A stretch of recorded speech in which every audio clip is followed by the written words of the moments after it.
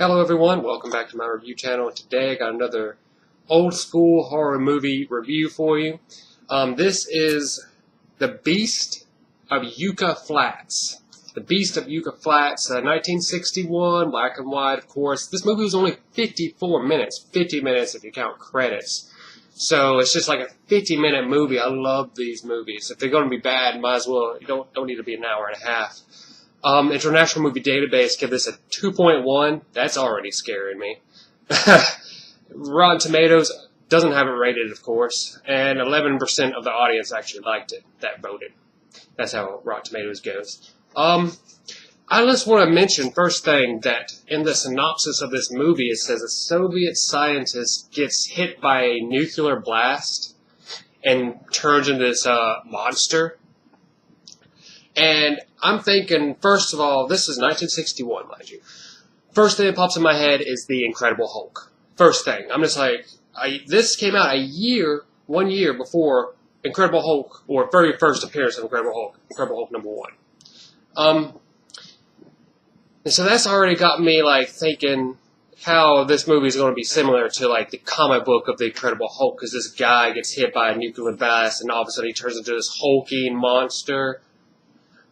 We'll see how this goes. Right now, I'm just started it, and we'll see. We'll see. Again, it's only like 50 minutes long. Okay, well, the movie just started out in the present. I say that because in a second they're going to turn to the past. But he's already turned into a monster from the nuclear explosion, and he just killed a girl that just came out of the shower. You don't know who this girl is. You don't know why he's there. But yeah, then it went to the cutscene to the very past. What just happened? It was just like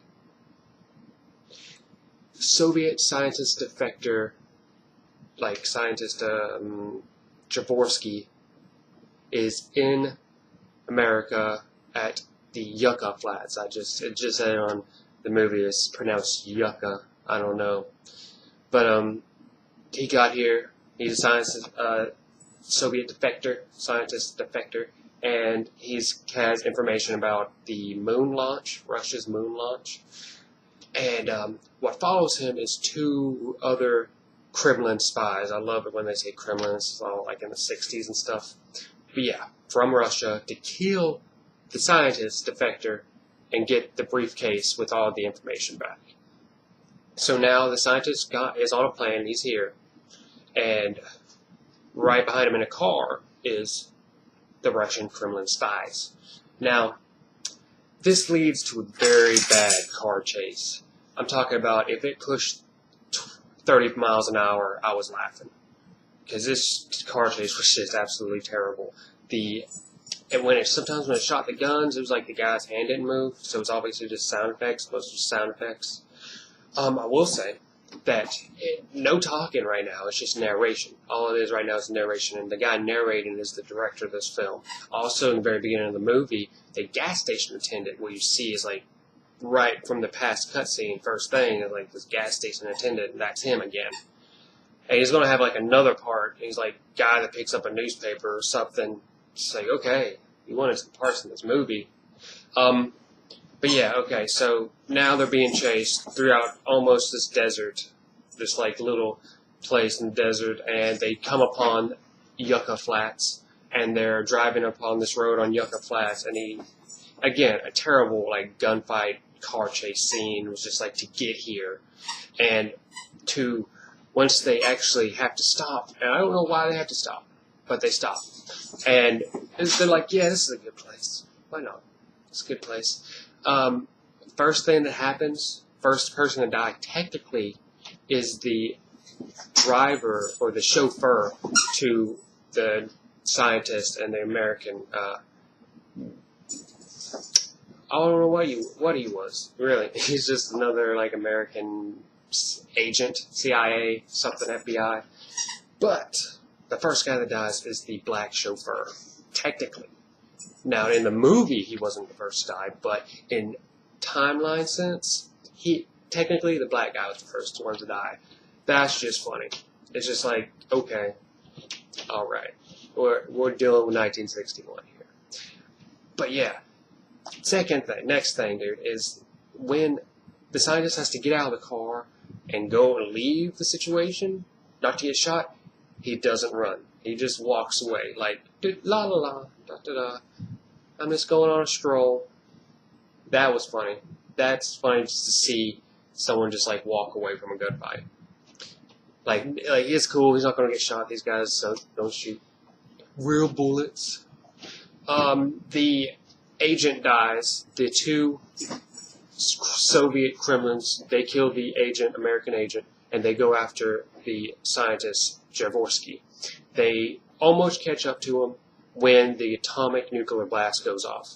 And when that goes off, all you see is like a picture of nuclear blast. Not really a picture, but film of nuclear blast, and like the suitcase with information is just like burning. So, that killed both the Soviet Kremlins, but you don't know exactly what happened to the Soviet defector scientist yet. But we know he's alive, he's just a monster. So now, what just happened is a couple that got, car broke down, side of the road. The guy gets out, goes to the back, tries to like see what's going on with it. He gets choked out, like, because Javorsky's already this monster, and he just gets choked out. Like, this guy's able to come up right behind him. Javorsky's able to come up right behind this guy and choke him out. Completely silent. This leaves the girl in the car. She's smoking a cigarette, and she gets choked out. It was kind of funny because the cars came from inside, like right behind her to choke her out. So I was just like, how'd Javorsky get in the car, like all silently and stuff? That was funny. But he does something weird I don't know why he does this, but he gets the girl and takes the girl with him and just walks away, leaving the guy dead there. Now, I don't know why he does this. Hopefully this is explained. But he takes her to this cave. Again, I don't know if he's like a perv or something. But while that's happening, another pedestrian driver guy comes upon this incident in the road where a guy's dead on the side. So he goes into town and tells the sheriff, I'm guessing, like, hey, if there's this guy dead up the road. So the sheriff gets his partner, so it's like Jim and Joe, I think. It's like Jim and Joe something. So these two cops, maybe sheriff deputies, and they go up the road to find this dead body side of the road, and they see a purse. They imply that they're going to find this girl, but they actually don't say, I'm going to go look for what could be another person. It could be a kidnapping. They don't actually say that. They just imply that they're going to look for this female because they found a purse, but no body. And it's like, why? And obviously, a guy's not going to have a purse. So again, they don't actually say it, which I kind of think is funny.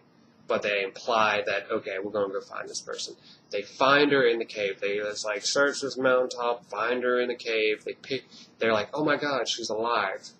They pick her up and just like 30 seconds later, one of them's like, feel her pulse. And the guy says, what does he say? Well, medics can't help her now, maybe angels can, and they keep carrying her away. What the hell is this movie? What am I watching right now?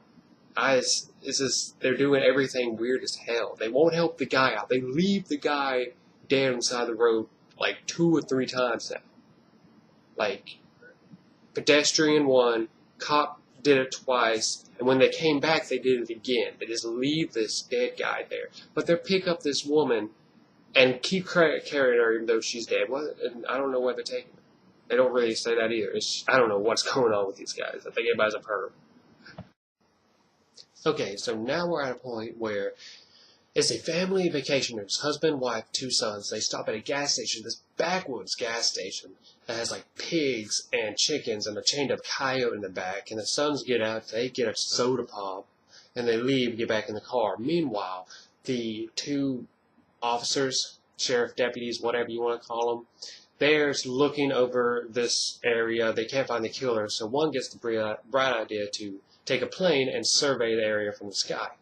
and they're going to let it, it's going to be Jim that gets up in the plane. He's like ex-paratrooper. He's a sniper. He takes a sniper with him, and a rifle, I guess, would just be. And he goes up in the plane. Right before he leaves, his partner tells him to shoot first, ask questions later. Great job, cops. That's how we play it safe. And by the law. Now, cut back to the family of vacationers. They got something happen with their car, flat tire or something, and they got swerved off the road. And when it comes back to them again, all of a sudden, like, its car's fixed, and the kids are gone. The wife's like, I can't find the boys, and the husband's like, you wait here, I'll go further out, and I'll find them. Meanwhile, I'm asking myself, when the hell did they leave to begin with? And how long, what was going on when you needed to fix this car? How long did that take? Anyway, so the husband's out there alone, further out, looking for his boys, looking for his kids. So the guy in the sky is looking around for the killer, and when he sees the husband down here walking alone, he automatically assumes that's the killer. Good detective work. And it says, the narrator at some point says he's known to track and destroy. I'm just like, he didn't do a good job of tracking at all. That's not the dude. That's terrible track work. So he shoots at this guy. No, he does.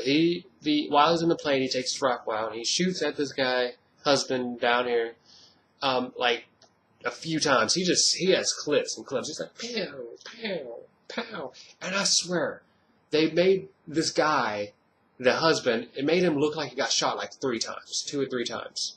It was like the first time he got like when he misses so many bullets, but then like he does that thing where you fall and then you just like go limp. You just, that's a death scene. I'm like, okay, he's dead. You just shot somebody. But no, he gets right back up. He's like, I'm fine. I'm fine. So now Jim, the paratrooper, is on the ground and he's searching, trying to track the guy who just shot. He just shot the husband of the vacation family. He is met up by Joe, his partner. Joe meets him on the ground. The narrator says he's been tracking this guy for 20 hours.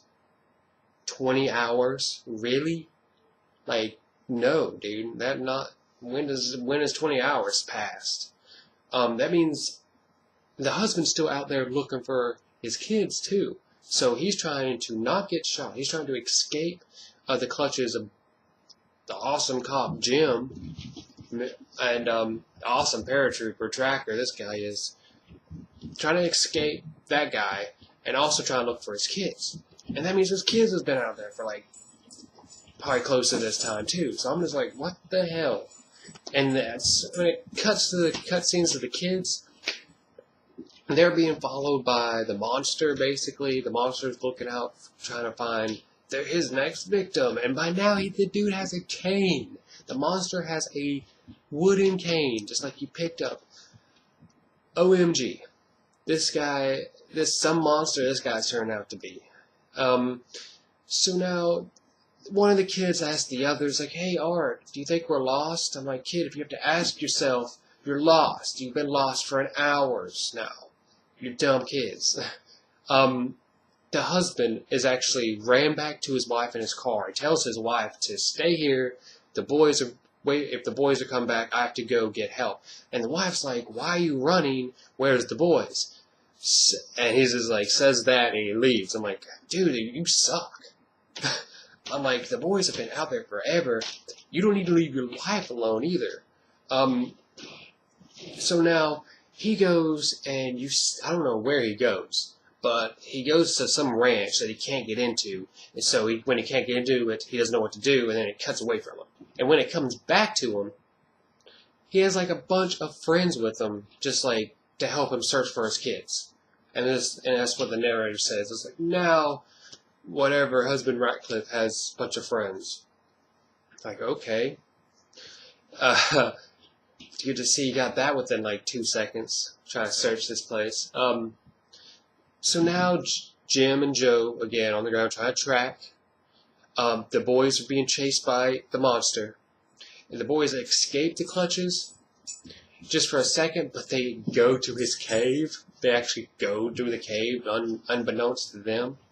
The monster comes back, and he finds that this first victim he brought in there, the girl he brought to the cave, is gone. And that he erupts in anger, and that's what the narrator says. He's like, when he finds his victim's gone, he erupts in a rage. And what the monster does is like pick up a rock like this size and just like tosses it and like yells, "Ah!" That's what he does. And I was like, this is some rage moment. So we got like, and then he goes into the cave, but he doesn't see the boys.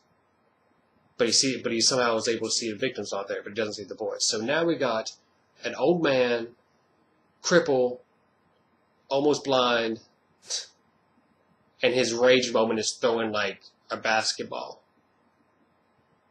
This is the monster we're dealing with. Okay, why is anyone having to deal with this old man? The boys, like the monster is able to like take a nap, and the boys like sneak out right past him, and that immediately wakes up the monster, and he's like chasing the boys now with his cane. And you know, when you chase them with a cane, that's just bad writing and directing. If the guy has to have a cane, you don't have a monster. It's just funny to see that. You're just seeing basically all you're seeing is an old man just like waving his cane to some kids. He's like, get off my lawn. That's my cave. That's my lawn cave. You're in. Get out of here. Finally Jim and Joe catch up to the monster who's chasing the kids.